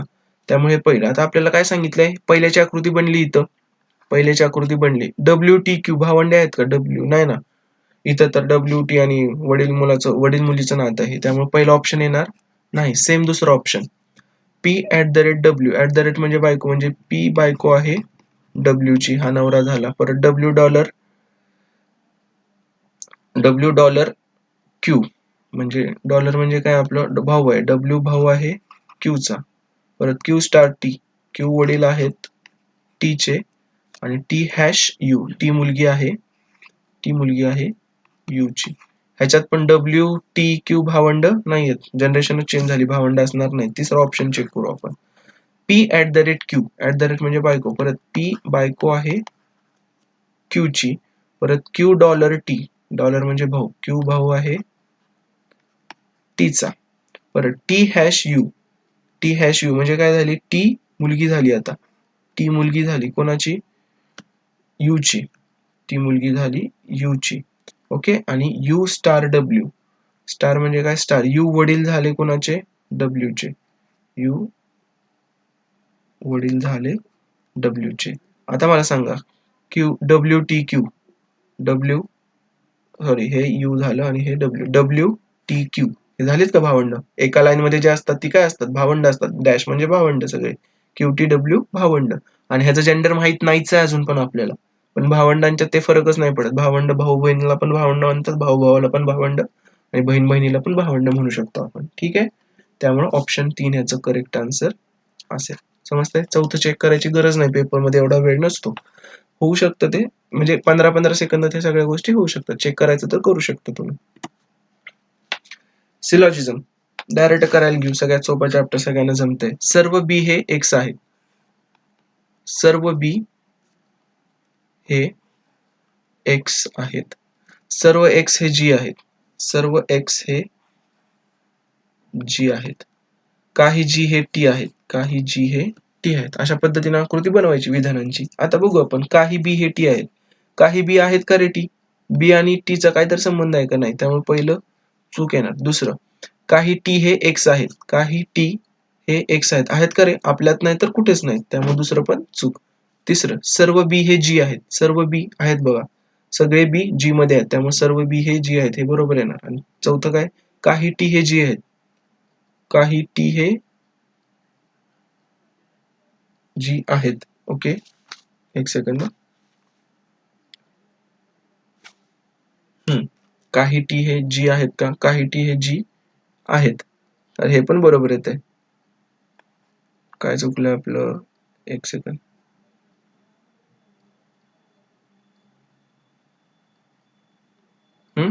ओके, मी ह्याचे पर्याय दिले नाहीत. ठीक आहे. तर याचा आन्सर काय असणार आहे, 2 बरोबर आहेत, म्हणजे क आणि ड हे दोन्ही गोष्टी बरोबर आहेत. कळतंय का कसं करायचं आहे, क आणि ड. ह्याचे पर्याय खाली असतील अजून 1 2 3 4, की त्याच्यामध्ये कुठला पर्याय, मे बी पर्याय 1 आहे की क आणि ड हे बरोबर आहेत. हे दोन्ही गोष्टी बरोबर आहेत. हे सिलॉजिझम खूप सोपं आहे, सगळ्यांना येतंय. पुढे, हा पण खूप वेळा विचारलेला प्रश्न आहे. शिंगांचा कधीतरी विचारतात, कधी पट्टेवाले विचारतात, की लाल शिंगे, ठिपक्यांच्या म्हशी वगैरे त्यासारखे प्रश्न. हे प्रश्न सगळे असतात व्हेन डायग्राम किंवा सेट थेअरीचे प्रश्न म्हणू शकतो आपण. ओके. ह्यातला सगळ्यात महत्वाचा शब्द म्हणजे किमान, अख्ख्या प्रश्नातला. आपण बघूया आता कसं करायचंय. एका मत्स्य संग्रहालयात काही मासे आहेत, त्यातील 8 ठिपकेवाले तर 13 पट्टेवाले आहेत. 2 आपण गोट करू. ठीक आहे. ह्या गटाला म्हणू आपण ठिपक्यांचा गट, ठिपकेवाले माशांचा गट. आणि ह्या गटाला म्हणू आपण पट्टेवाले. ह्या गटाला म्हणू आपण पट्टेवाले. ठीक आहे. तर 8 किती आहेत, ठिपकेवाले आहेत 8. 8 ठिपकेवाले मासे आहेत. आणि पट्टेवाले किती आहेत, 13 पट्टेवाले आहेत. संग्रहालयातील 5 सोनेरी माशांपैकी सर्व फक्त ठिपकेवालेच आहेत. ठीक आहे. संग्रहालयातील 5 सोनेरी मासे, म्हणजे इथं जर 5 लिहिलं आणि ह्याला मी सोनेरी केलं, हे सगळे कुठे आहेत, ठिपक्यांमध्येच आहेत. ते तुम्ही कंबाईन मध्ये आणू नका. 5च्या 5 ते ठिपक्यांचेच आहेत. म्हणजे ठिपक्यांचे आता अंदाजे उरले किती, 3 उरले अंदाजे, बरोबर. आणि 7 गुलाबी माशांपैकी प्रत्येकावर एकतर पट्टे आहेत किंवा ठिपके आहेत. म्हणजे एकच काहीतरी आहे. 7 गुलाबी मासे जे आहेत ना, त्यांच्यावर एकतर पट्टे आहेत नाही तर ठिपके आहेत. आपल्याला काय करायचंय, किमान संख्या निवडायची. म्हणजे आपण त्या 7च्या 7 माशांना आपण कुठं टाकायचं, आपण त्या 7च्या 7 माशांना कुठे टाकू शकतो? एकतर पट्ट्यांमध्ये किंवा ठिपक्यांमध्ये टाकू शकतो. ठीक आहे. मग ते कसं टाकणार आपण? आता जर मी इथं 7च्या 7 मासे इथं टाकले, ते गुलाबी जे मासे आहेत 7च्या 7, ते 7च्या 7 गुलाबी मासे जर मी इथं टाकले, ठीक आहे. तर उरतात किती तर बघू. आणि आपल्याला किमान संख्या निवडायची म्हणजे इथं जे 3 उरलेत त्याला रिकामं ठेवूच नका तुम्ही. त्यांना असं समजा ते 3 ठिपकेवाले आहेत ना, ते पट्टेवाले सुद्धा आहेत. म्हणजे त्या 3ला तुम्ही ह्याच्यात टाकून द्या कॉमनमध्ये. किमान संख्या निवडायचे, जेवढे कॉमन बसतील तेवढे टाकायचे. आता कॉमन किती बसणार? फक्त 3च बसणार. का? कारण 5 सोनेरी मासे हे फक्त ठिपकेवालेच आहेत. मग ठिपकेवाले फक्त 8तून 5 गेले 3 उरतात. तर तिघांना कॉमन टाकले. बरोबर? आता जर मी तिघांना इकडे टाकले तर पट्टेवाले इथे किती उरले रे? 10 उरले. बरोबर? पट्टेवाले इथे किती उरले? 10 उरले. त्यातले 7 काय आहेत? गुलाबी आहेत. बरोबर? त्यातले 7 गुलाबी आहेत. आणि टोटल आता बेरीज म्हणजे उरले किती इथं आता? गुलाबी नसलेले 3 राहिले. कळालं? एवढं. आता मोजा संख्या किती होते? किती होते? 5 आणि 3 8, 8 आणि 7 15, 15 आणि 3 18. एकूण मासे 18. 18 मासे जरी आपल्याकडे असतील तरी आपण त्याने दिलेल्या सगळ्या कंडिशन फॉलो करू शकतो. बघा कशा. आपल्याकडे आता 18च मासे आहेत. कळतंय? आता 18 माशांमध्ये 8 आहेत का रे ठिपकेवाले? 5 आणि 3 8 आहेत. 13 पट्टेवाले आहेत का? 7 आणि 3 10 आणि 3 13. 13 पट्टेवाले आहेत. बरोबर? 5 सोनेरी फक्त ठिपकेवाले आहेत का? आहेत. परत 7 गुलाबी माशांपैकी प्रत्येकावर एकतर पट्टे आहेत किंवा ठिपके आहेत. एकतर पट्टे आहेत का रे? आहेत पट्टे. झाली कंडिशन सॅटिस्फाय झाली. संपला विषय. 18 जरी मासे असले तरी आपण या सगळ्या कंडिशन सॅटिस्फाय करू शकतो. मग ह्याचं उत्तर काय? ह्याचं उत्तर आहे 18. पण पर्यायात आहे का 18? नाही. पर्यायात 18 नाहीये. पण पर्यायात 19 आहे ना. 19 लिहायचं मग. कारण 13 माशांनी, 12 माशांनी, 10 माशांनी ह्याचं उत्तर निघणारच नाही. हे हे करायला 18 मासे तर कमीत कमी लागणारच आहे. ठीक आहे. आता 19 कसं काढायचं याचा आन्सर मी तुम्हाला शिकवतो. आता 3ला कॉमन टाकलंय ना मी. मी काय म्हणतो, एक फक्त ठिपकावालाच मासा आहे. एक फक्त ठिपकावाला मासा आहे. आणि 2 कॉमन आहेत. आणि 2 कॉमन आहेत. आणि इथं किती येणार? 2 जर कॉमन असतील. तर आता बघू 5 आणि 2 7 आणि 1 8 ठिपकेवाले झाले. आता ह्यांची बेरीज बघू. 7 आणि 3 10 आणि 2 12. बरोबर? 7 आणि 3 10 आणि 2 12 झाले हे. पण आपल्याला तर 13 पाहिजेत ना. 13 पाहिजेत. मग एक इकडं घातलाय आपण. तर एक कुठेतरी इकडं करायला लागणार आपल्याला. इकडे एक 4 वाढवायला लागणार. कळालं? आता झालं का 19? 19 झाले आता. किंवा इकडे 6 करा ह्याला. कारण 7 गुलाबी माशांपैकी प्रत्येकावर एकतर 7 आहेत ना. 6 आणि 1 7 करू. हे गुलाबी मासे 7 झाले गुलाबी मासे. इकडे किती करायला लागणार आपल्याला? 5 ऍडजस्ट करायला लागणार. तरी पण सेमच येतंय. ठीक आहे. तुम्ही काहीही करा. व्यवस्थित ऍडजस्ट करून सगळ्यात कमीत कमी आन्सर काढायचं. कितीमध्ये बसू शकतं आणि पर्याय ते असेल तर ठीक, नाही तर त्याच्यापेक्षा सगळ्यात जवळचं मोठं आन्सर लिहायचं. तुम्ही 19 घ्या. तुम्ही कितीही घेऊ शकता हे. परत डायरेक्ट इथं किती 2 जर घेतलं तर हे किती होतात? 11 येणार हे. 6 आणि 5 11. बघा 5 11 आणि 2 13 पण होतंय हे आणि 5 आणि 2 7 आणि 1 8 पण होतंय. दोन्ही सगळ्या कंडिशन सॅटिस्फाय होतात. कळतंय? तुम्हाला हे गणित कसे सोडवायचे? सेट थेअरीचे. असे सेम सिंगाचं गणित कधीतरी ते सुद्धा आपण घेऊ. दोघा भावांच्या 2 झोपड्या एका मध्यम तळ्याच्या विरुद्ध बाजूंना आहेत. प्रत्येक भावाला तळे ओलांडून एकमेकांच्या झोपड्यात जाण्यासाठी तळ्यातील 12 दगडांचा वापर करायला लागतो. 1 2 3 4 5 6 7 8 9 10 11 आणि 12. 12 दगडांचा वापर करायला लागतो. या दगडांना 1 ते 12 या संख्या वापरून रांगेने क्रमांक दिलेले आहेत. 1 ते 12 या संख्या वापरून 1 2 3 4 5 6 7 8 9 10 11 आणि 12 क्रमांक दिलेले आहेत. या दगडांवर एक चतुर पुढील प्रमाणे उड्या मारत आहे. चतुर म्हणजे एक पक्षी असतो. उड्या मारतो. दर मिनिटाला तो ज्या दगडावरून सुरुवात करतो त्यापासून 5व्या दगडावर उडी मारतो. ठीक आहे. 5व्या दगडावर उडी मारतो. म्हणजे जर 4थ्यावर दगडावरून उडी मारली तर तो 9व्यावर. म्हणजे 1 वरून मारली तर 1 आणि 5 6व्यावर जाणार. 6 वरून मारली तर 11व्यावर जाणार. अशा पद्धतीने तो उड्या मारतोय. 9व्या दगडावर उडी दुसऱ्या दगडावर. ठीक आहे. 9व्यावरून दुसऱ्याकडे जाणार 1 2 3 4 आणि 5. 5 पासून पुढे जातो असं. ठीक आहे. याप्रमाणे तो उड्या मारत राहतो. जर चतुराने दुसऱ्या दगडावरून उड्या मारायला सुरुवात केली. कुठून सुरुवात केली आहे? दुसऱ्यावरून मारायला सुरुवात केली आहे चतुर पक्षीने. आणि 36व्या मिनिटाला त्याने उड्या मारणे थांबवले. प्रत्येक मिनिटाला 5 मारतोय, बरोबर. दर मिनिटाला मारतो तो. ठीक आहे, 5व्या दगडावर उडी मारतोय. प्रत्येक मिनिटाला 5 दगडावर उडी मारतो. तर 36व्या मिनिटाला त्याने उड्या मारणे थांबवले. तर तो ज्या क्रमांकाच्या दगडावर असेल तो दर्शवणारा पर्याय निवडा. हा प्रश्न कशाचा आहे? अरिथमेटिक प्रोग्रेशनचा आहे. श्रेणी नाही, श्रेणी ढ. ठीक आहे. पण ते आलंच पाहिजे का त्याचा फॉर्म्युला? बिलकुल नाही. असं कुठलं पण गणित असेल ना, छोट्यापासून सुरुवात करायची. आता मला सांगा, दुसऱ्या दगडावरून उडी मारत असेल, 1 मिनिट झाला, 1 मिनिट, तर कुठल्या दगडावर असेल? 2 आणि 5 7व्या, बरोबर. 2 आणि 5 7व्या दगडावर असेल तो. कळालं? आता मग सेम दुसऱ्या मिनिटाला कुठल्या दगडावर असेल? 7 आणि 5 12. 7 आणि 5 12व्या दगडावर असेल. म्हणजे 2 मिनिटात तो कितव्या दगडावर पोहोचला? 12. मग हे 12 कसं आलं ते काढायचं. पहिल्यांदा कुठल्या दगडावर होता? दुसऱ्या दगडावर. अधिक 2 मिनिटं, प्रत्येक मिनिटाला 5, बरोबर. 5 2 10 2 12. येतंय का? फॉर्म्युलाच बनवला आपण डायरेक्ट. छोटं करून. 36 मिनिटं आहे ना, छोटंच करायचं आपण, फॉर्म्युला बनवायचा. मग सेम दुसऱ्या दगडावर होता. आता 2 मिनिटाचा फॉर्म्युला बनवला. आता 36 मिनिटाचा बनवू. 36 मिनिटं गुणिले 5. कळते? मग 36 मिनिटं म्हणजे किती होणार? 5 सक्क 30, 5 त्रिक 15 आणि 3 18, 180 झालं, बरोबर. 180 झालं आणि 2 नंतर 180 किती होणार हे? 182. हे किती झालं? 182.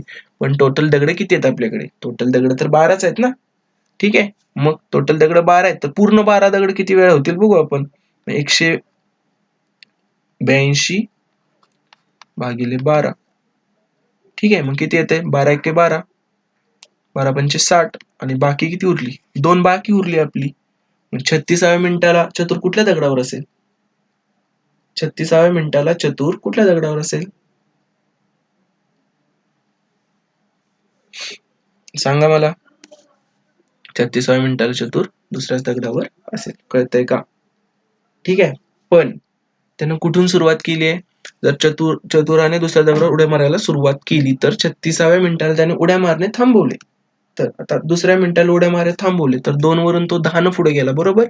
आता इथं 180 पुढे जाणार. म्हणजे 180 पुढे गेला, तर तो परत हे 2 बाकी राहिली, पण ते 1 वर सुरू असतानाच राहिलंय ते, बरोबर. आता 180 ला तर 12 पूर्ण भाग जातोय ना. म्हणजे 180 त्यानं उड्या मारत मारत गेला. म्हणजे परत त्याच दगडावर तो येणार. म्हणजे तो दुसऱ्याच दगडावर असेल. कळालं का? कळतंय इथपर्यंत?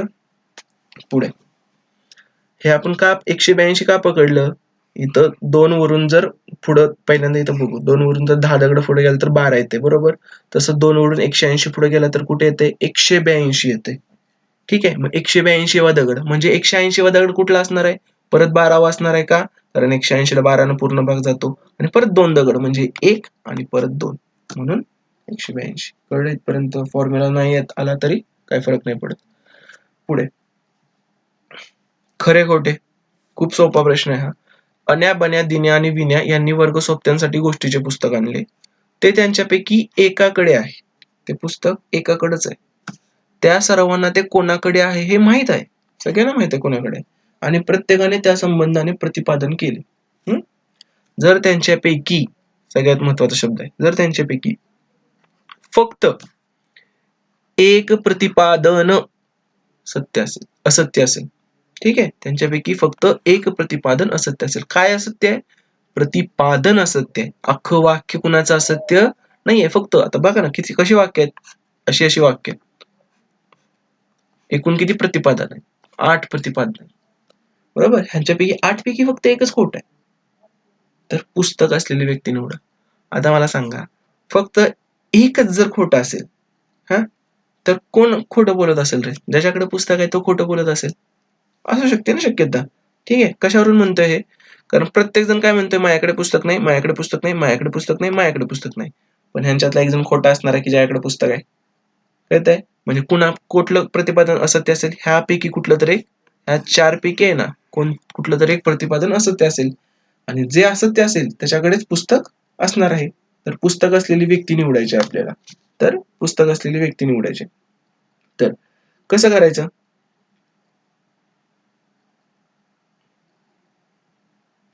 आता बघा इकडे, दिन्याकडे पुस्तक नाही, अण्याकडेही पुस्तक नाही, बन्याकडेही पुस्तक नाही, अण्याकडेही पुस्तक नाही. मला सांगा, अण्या डबल आला काय तर झोल वाटतं की नाही?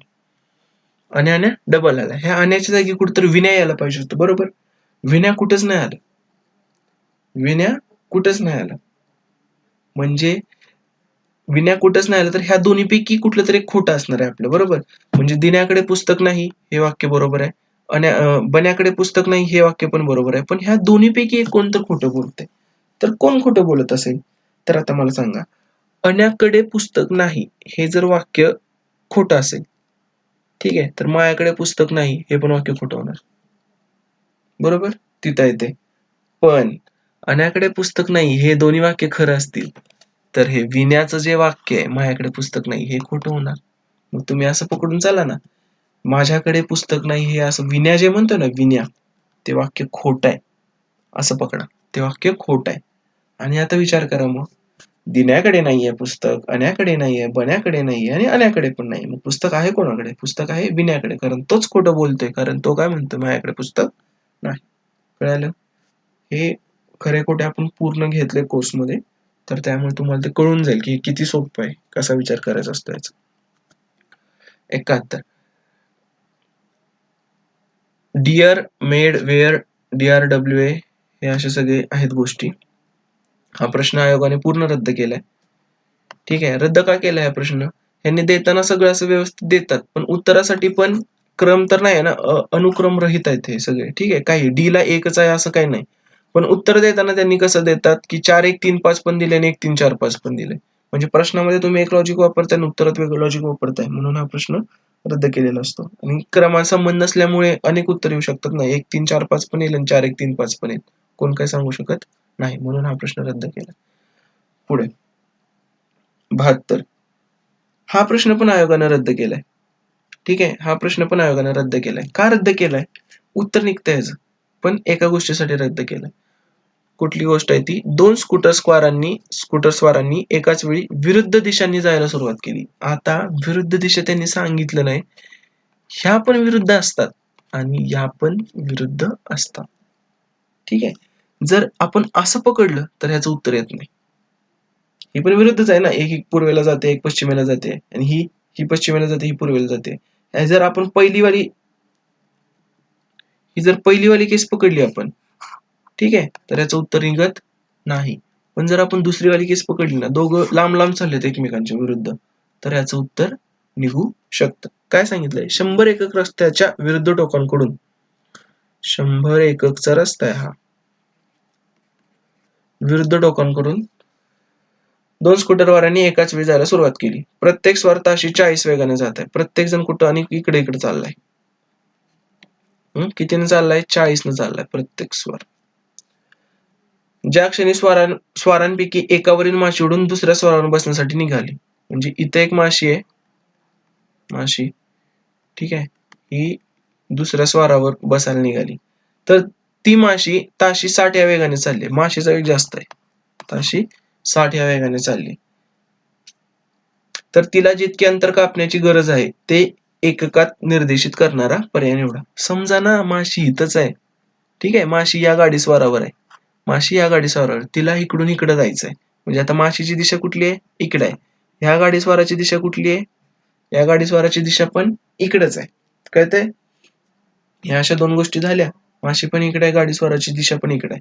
तर आता मग झालं ना, आपलं सिंपल आहे. सेम दिशेने चाललेत.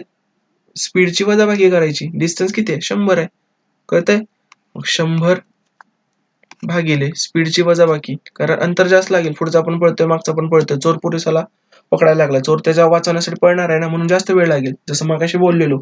एकमेकांकडे येत असतील तर कमी वेळ लागतो. पण इथं तर जास्त वेळ लागतो. मग जास्त वेळ तर डिनॉमिनेटरला काय येणार? उत्तर इकडचं जास्त यायचं असेल तर डिनॉमिनेटर छोटा करायला लागतो.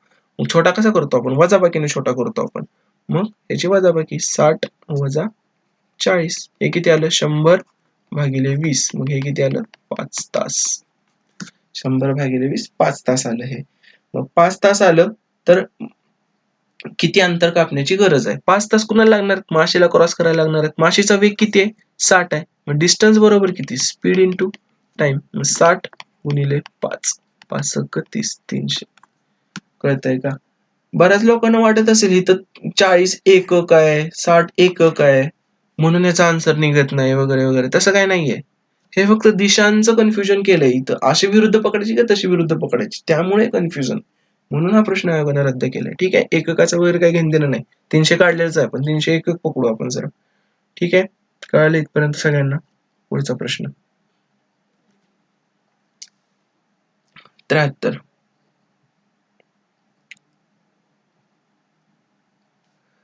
73चं मी आधी आन्सर टाकून सांगतो की याचा आन्सर आहे ऑप्शन नंबर 3.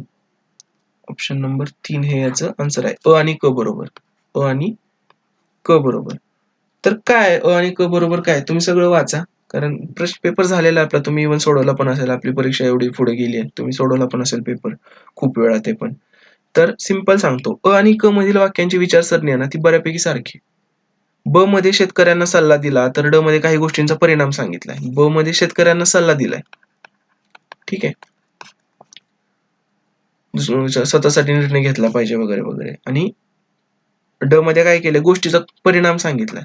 ड मध्ये परिणाम सांगितलाय गोष्टीचा. उत्तम मार्ग कार्यक्षम असतात, याउलट मोकळा जायचा चुली हवा गरम करण्यासाठी उष्णता गमावतात. म्हणजे परिणाम झालेल्या गोष्टी सांगतात ब आणि ड. पण अ आणि क मध्ये दोन भिन्न जातींवर केलेल्या प्रयोगाचे निरीक्षण नोंदवले. म्हणजे ह्याच्यात प्राण्यांदरम्यान संपर्काची संशोधकांची पाहणी केली आहे.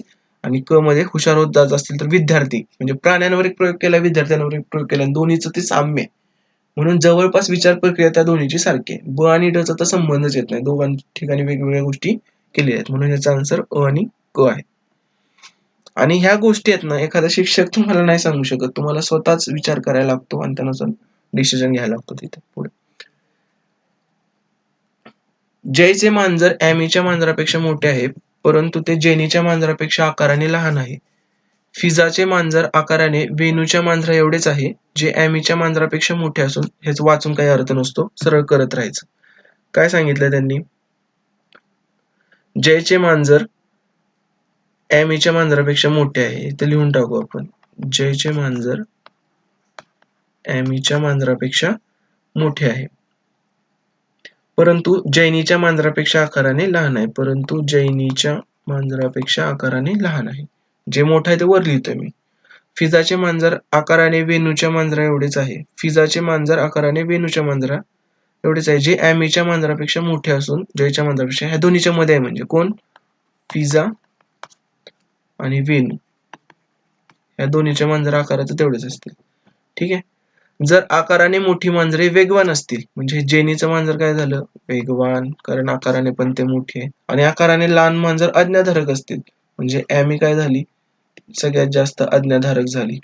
बरोबर. तर पुढील यादीतून सर्वात वेगवान आणि सर्वात आज्ञाधारक मांजर मालकाची जोडी निवडा. सर्वात वेगवान कोण आहे? जेनी. आणि सर्वात आज्ञाधारक कोण आहे? ॲमी. म्हणजे ह्याचा आन्सर काय असणार? जेनी व ॲमी, अनुक्रमे विचारलेला असेल ते. ठीक आहे. वेगवान आणि आज्ञाधारक. कळतंय का? पुढचा प्रश्न.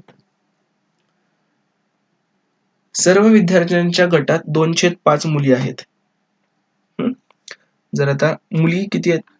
डायरेक्ट कर. 2/5 मुली आहेत आणि यातील 2/3 मुलींना गणितात 90% वर गुण मिळालेले आहेत. ठीक आहे. मुली 2/5 आहेत मुली. ठीक आहे. तर मुले किती येणार रे? मुले 1 वजा 2/5. टोटल 1 असतं ना आपलं. मुले किती येणार? मुले येणार 3/5. आणि यातील 2/3 मुलींना गणितात 90%च्या वर. कुणाच्या? ह्या 2/5 पैकी 2/3 मुलींना. 2/5 पैकी 2/3 मुलींना 90% पेक्षा जास्त गुण मिळालेले आहेत. म्हणजे 90% पेक्षा जास्त गुण मिळालेल्या मुली किती आहेत? मुली आधीच 2/5 आहेत. ह्या 2/5 पैकी 2/3 मुलींना, म्हणजे किती झाले हे? 4/15 मुलींना 90% पेक्षा जास्त गुण मिळालेले आहेत. कळाले इथपर्यंत? 4/15 मुलींना. अजून काय सांगितलंय? 36 मुलींनी गणितात 90%च्या वर. म्हणजे जे आपलं 4/15 आहे तेच मुलींच्या भाषेत किती आहे? तेच मुलींच्या भाषेत किती आहे? 36 आहे. म्हणजे आपल्या 4/15ला त्यांनी कितीची किंमत केली आहे? आपल्या 4/15ला त्यांनी 36 ची किंमत केली आहे. ठीक आहे. तर आपल्याला काय विचारलंय? तर मुली नसलेल्या विद्यार्थ्यांची संख्या निवडा. म्हणजे आपलं 4/5 म्हणजे 36 आहे.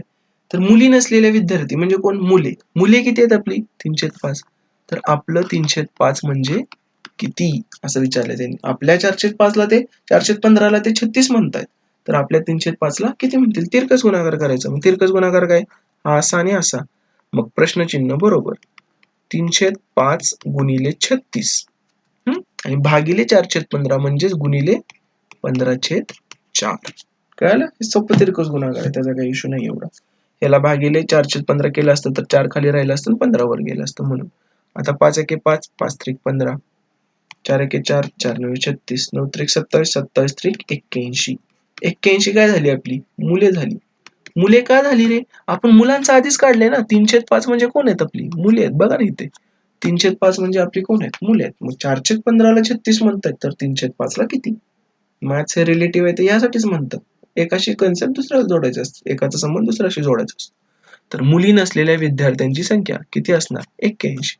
तुम्ही डायरेक्ट ह्याला 500 पकडलं तरी चालतंय. एकूण 500 मुलं आहेत, त्यातली 2/5 मुली आहेत म्हणजे 200 मुली झाल्या. 200 पैकी 200 म्हणजे 500 पकडून नाही चालणार. 3ने भाग जाणारी संख्या येईल अशी गोष्ट तुम्हाला पकडायला लागेल. ठीक आहे. 300 हे पकडलं तर 1200 वगैरे पकडा तुम्ही. 1200 पकडून केले की तुमच्या सगळ्या गोष्टी सुटत येतील याच्यात. ठीक आहे. कळालं? हा होता आपला शेवटचा प्रश्न. 2019चा पेपर A to Z सुटलाय आपला.